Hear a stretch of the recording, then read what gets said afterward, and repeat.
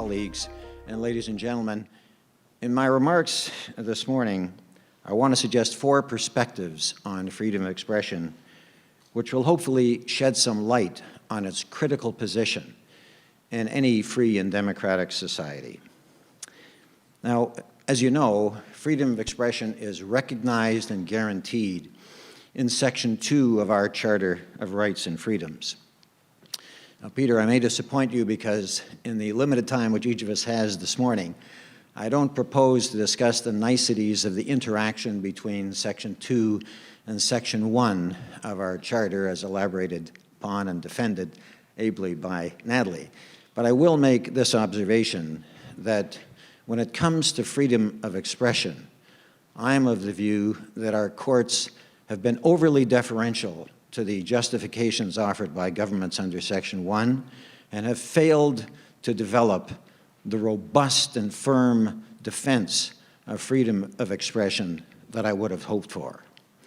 So, but as I say, rather, in the time available, I don't propose to go into the details of that case law, but rather, hopefully, to indicate to you why freedom of expression is so important as to deserve that defense.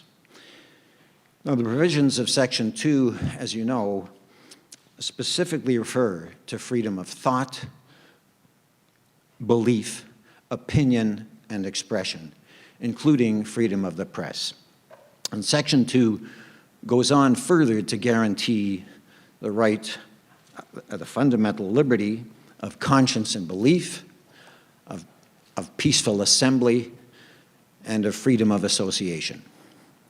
But even among these fundamental freedoms, these very impressive and important fundamental freedoms clustered together in Section 2, freedom of expression is unique.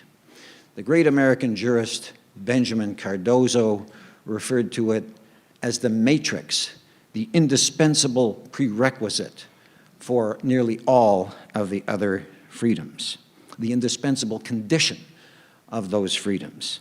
After all, what good is freedom of conscience and belief unless we can express that belief, teach it to others, and defend it from attack?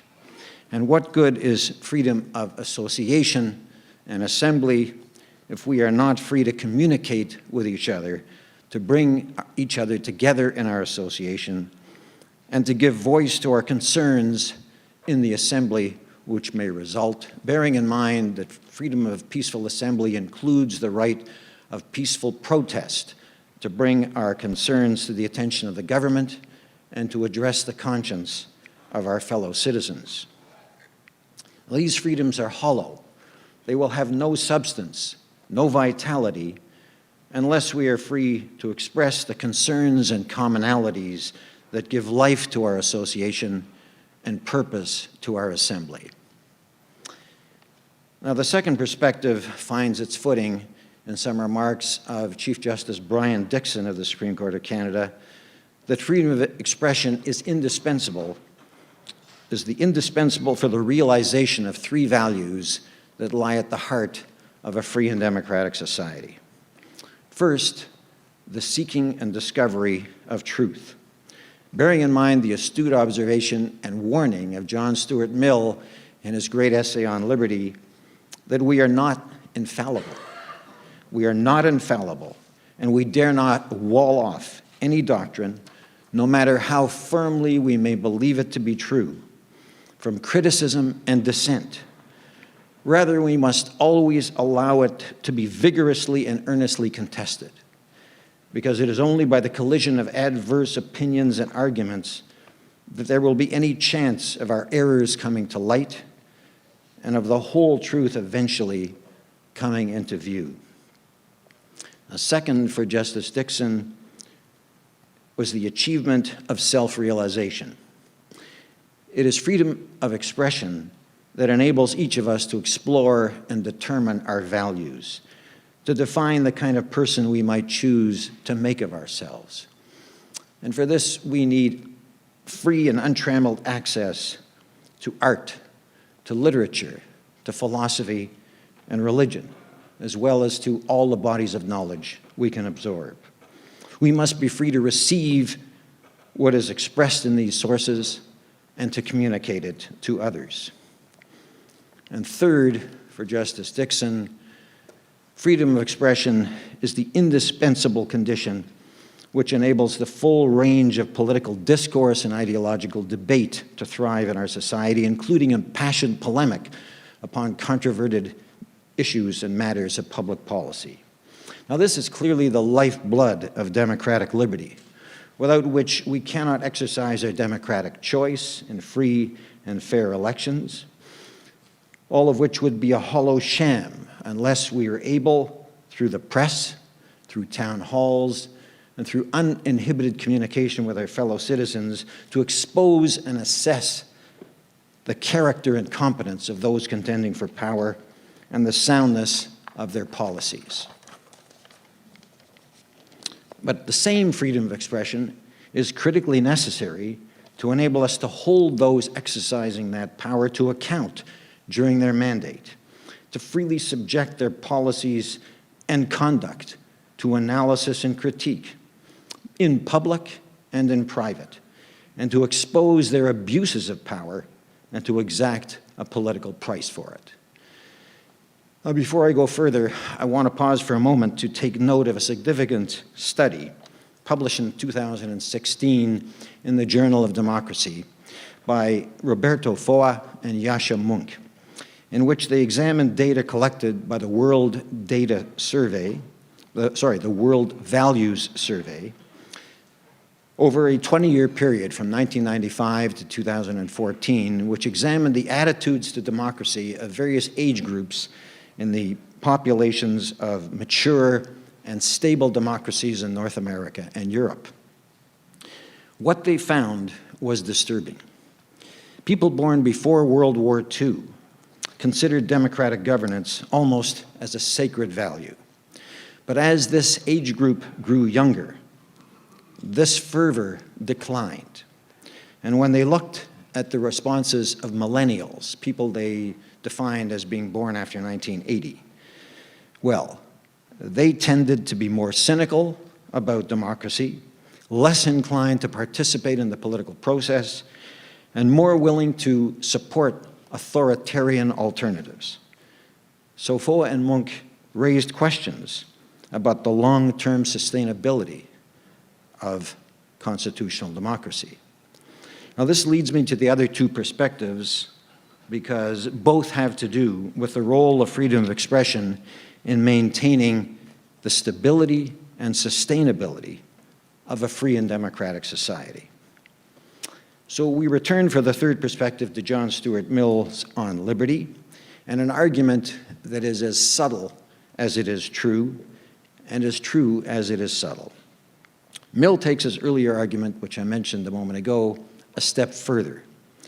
And he points out that unless we expose even our most cherished beliefs to vigorous dissent and respond to that dissent with our own best arguments, those beliefs themselves, cocooned and protected from criticism, become indistinguishable from mere prejudice, with little comprehension or feeling for their rational grounds. Now, I'm suggesting that this applies with great salience to our democratic ideals themselves, to our notions of representative government acting only with the consent of the governed, to our cherished ideal of the equal dignity and rights of all citizens, to the fundamental importance of the rule of law and an independent judiciary. Unless we freely allow and encourage vigorous critique of even these fundamental doctrines of our democracy and carry the burden of responding to that critique, the very meaning of these doctrines may be enfeebled, says Mill, and we may profess them as mere dogma, which occupies a place in our minds, but prevents the growth of any real and heartfelt conviction from reason or personal experience. Now, am I suggesting that this might explain or partly explain the responses of the millennials in that survey? I don't know the answer to that question, but what I am suggesting is that for a constitutional democracy to maintain its stability over time, Each generation must internalize its democratic ideals with true conviction. Conviction that can withstand and has withstood the free expression of dissent. And if that conviction erodes, so will the stability of that democracy. Now, the fourth perspective arises from a recent book by Martha Nussbaum called Political Emotions. Nussbaum notes, and she's such a fine writer and such a brilliant thinker, that I'm going to rely largely on quotation from her very interesting and important remarks. She notes that sometimes people suggest that only fascist or aggressive societies are intensely emotional, and that only such societies need to focus on the cultivation of emotions. Those beliefs are both mistaken and dangerous. They are mistaken, she says, because all societies need to think about the stability of their political culture over time and the security of cherished values in times of stress. Ceding the terrain of emotion shaping to anti-liberal forces gives them a huge advantage in the people's hearts and risks making people think of liberal values as tepid and boring. A free and democratic society must engender strong commitment to its fundamental principles and constitutional ideals. But then, if these principles are to be efficacious, says Nussbaum, it will not be enough for people just to believe in them. The state must also encourage love and devotion to those ideals. Real people, she notes, are sometimes moved by the love of just principles as such. But the human mind is quirky and particularistic, more easily able to conceive a strong attachment if these high principles are connected to a particular set of perceptions, memories, symbols that have deep roots in the people's sense of their own history. So we're talking about patriotic emotion. Only such a culture of public emotion can motivate people to overcome their selfish concerns and make sacrifices for the good of the whole when democracy needs defending. But such patriotic emotion has a dark side.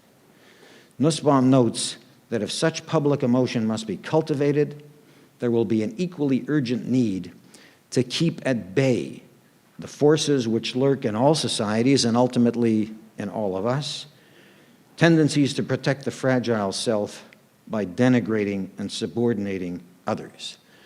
We have only to think of the disheartening spectacle of the political situation in the republic to the south of us.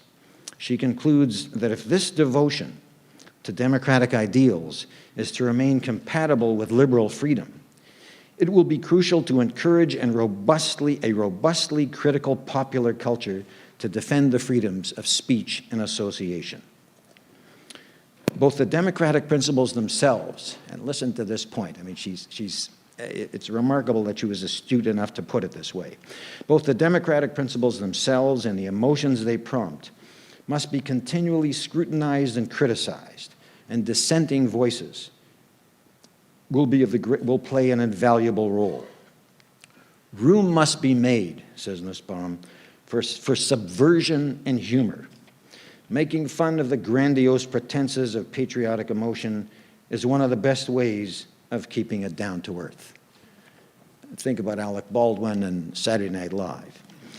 So Nussbaum reminds us that if patriotic emotion is vitally necessary for the stability and security of a free and democratic society, it is equally necessary that a robust culture of free expression be in place to prevent the eruption of the dark side of that emotion or its destructive manipulation by an unscrupulous leader, and to keep that emotion consistent with the democratic ideals that it supports. So I conclude that these four perspectives suggest that freedom of expression is critical not only for the effective operation of a free and democratic society, but for its stability and sustainability as well. Thank you.